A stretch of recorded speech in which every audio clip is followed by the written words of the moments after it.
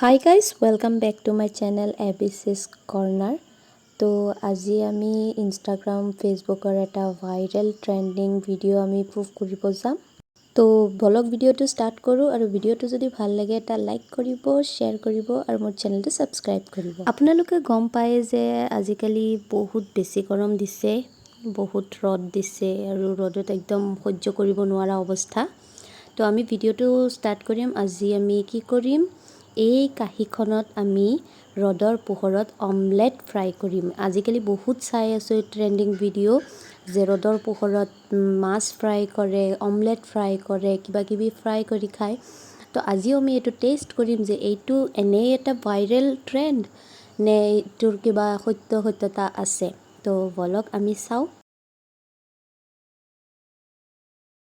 আপোনালোকে দেখা পোৱা মতে প্ৰথমে মই কাঁহীখন আধা ঘণ্টা 45 মিনিটৰ কাৰণে বাহিৰত থৈ আহিছিলোঁ গৰম হোৱাৰ কাৰণে। তাৰপিছত মোৰ ভণ্টিয়েও মাজতে গৈ চেক কৰি আহিলে বহুত গৰম হৈছে। তথাপিও মই আৰু 20 মিনিটমান ৰখিব দিছোঁ, কাৰণ ফ্ৰাই কৰিবলৈ হ'লে অলপ বেছিয়ে গৰম লাগিব। বহুত গৰম হৈছে, কাৰণ দিনৰ যি কণ্ডিশ্যন, যি ৰ'দ উঠিছে ইয়াত। কণী কিয়, মানুহ যদি কাটি কিনে পেলাই থোৱা হয় মানুহো শুকান মানুহ হৈ যাব। যেনেকৈ মাছ শুকান মাছ হয়, সেনেকৈ মানুহ শুকান মানুহ হৈ যাব। আজিকালি এনেকুৱা হৈ গৈছে যে ভাল কণ্টেণ্ট ক্ৰিয়েটাৰৰ ক্ৰিয়েটিভ ভিডিঅ'জবিলাক মানুহে ছাপোৰ্ট নকৰে, ভাল এটা ভিউজ নহয়। কিন্তু যিহে তিহে এটা ট্ৰেণ্ডিং এটা ভিডিঅ' বনাই দিলে বহুত মিলিয়ন ভিউজ গুচি যায়, যাৰ কাৰণেতো দুখ লগা কথা ক্ৰিয়েটিভ কণ্টেণ্ট ক্ৰিয়েটৰহঁতৰ কাৰণে। সেইকাৰণে ভাবিলোঁ এনে এটা ট্ৰেণ্ডিং ভিডিঅ' টেষ্ট কৰি চাওঁ। এতিয়া মই ইয়াতে লৈ লৈছোঁ ৰিফাইন তেল কণী ভাজিবৰ কাৰণে।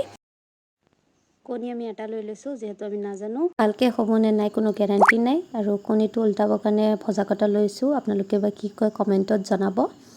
আৰু এয়া নিমখ। এতিয়া গোটেই যা যোগাৰৰ সৈতে কাঁহীখনৰ পিনে আগুৱাই যাম বাকী প্ৰচেছলৈ। আপোনালোকে চাই আছে কাঁহীখন বহুত হিট হৈছে চাগে, প্ৰায় 1.5 ঘণ্টামান এনেকৈ বাহিৰত ৰাখি থোৱা হৈছে। যিহেতু আমি জুইৰ ব্যৱহাৰ নকৰোঁ, সেইকাৰণে অলপ বেছি টাইম ৰাখি দিছোঁ। এতিয়া মই কাঁহীখনৰ পিনে গৈ আছোঁ। বহুত ৰ'দ আৰু ৰ'দত এনেকৈ থিয় হৈ থাকিব নোৱাৰি, গতিকে সোনকালে দি আহিম। কিন্তু মোৰ ইয়াত অলপ ভুল হৈ গ'ল, ৰিফাইনটো অলপ জমি গৈছিলে, যাৰ কাৰণে ৰিফাইনটো এনেকুৱা হৈছে। একো নাই, আৰু অলপ গৰম কৰিব দিম, তেতিয়া মানে এনেই গলি যাব। ৰিফাইন গৰম হোৱালৈকে মই পাকঘৰত আহি কণীটো বাতি এখনত ভালকৈ ভাঙি ল'লোঁ আৰু ধুনীয়াকৈ এতিয়া মিক্স কৰি ল'ম। আৰু লগতে নিমখো দি দিছোঁ, এয়া যেনেকৈ আমি অমলেট বনাওঁ সচৰাচৰ।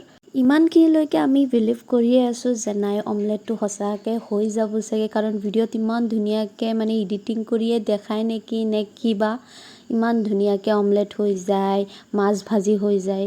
আপোনালোকে দেখা পাইছে ৰিফাইন গলি গৈছে। মই ইয়াত আৰু অলপ সৰিয়হ তেল দি দিলোঁ আৰু সেইখিনিও গৰম হ'ব কাৰণে 1 ঘণ্টামান ৰখি দিলোঁ। এতিয়া 1 ঘণ্টামান পিছত মই গৈ আছোঁ। কাঁহীখন পূৰা হিট হৈ গৈছে, হাতেৰে চুব নোৱাৰি। তেলখিনি মই অলপ ভালকৈ স্প্ৰেড কৰি দিলোঁ। এতিয়া দি দিছোঁ মেইন ইনগ্ৰেডিয়েণ্ট কণী।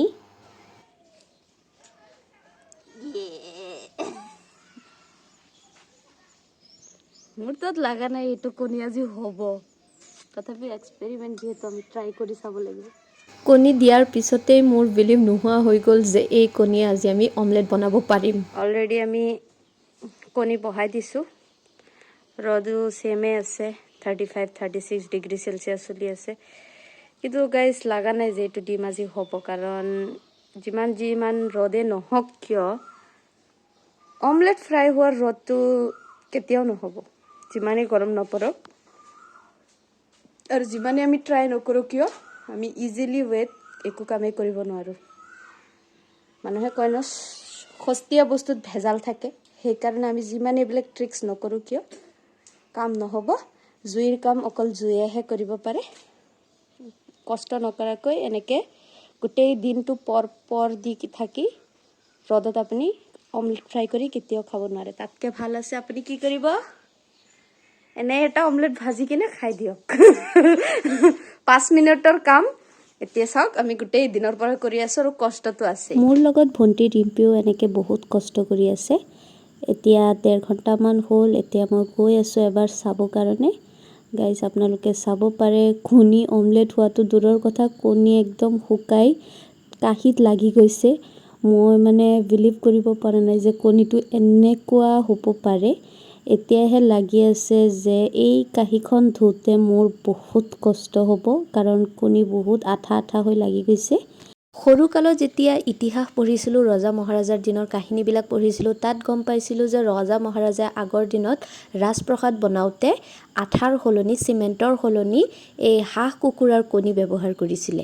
কাৰণ হাঁহ কুকুৰাৰ কণীটো এটা বহুত ভাল আঠাৰ নিচিনা কাম কৰিছিলে আৰু চিমেণ্টৰ নিচিনা হৈ এই ইটাবোৰ, মাটিবোৰ, বেৰবোৰ হোৱাত সহায় কৰিছিলে। এতিয়াহে গম পাই আছোঁ যে কণী কিয় আঠাৰ নিচিনা বা চিমেণ্টৰ নিচিনা ব্যৱহাৰ কৰিছে। ইয়াৰ পৰা গম পোৱা গ'ল যে ছ'চিয়েল মিডিয়াত দেখুওৱা এনেকুৱা ভাইৰেল ট্ৰেণ্ডিং ভিডিঅ'বিলাক চব সঁচা নহয়, বহুত ফেকো থাকে। গতিকে আপোনালোকে ট্ৰাই নকৰিব পাৰে মানে, কাৰণ এইটো এটা ডিজাষ্টাৰ, এইটো মোৰ কাৰণে এটা বিগ ন'।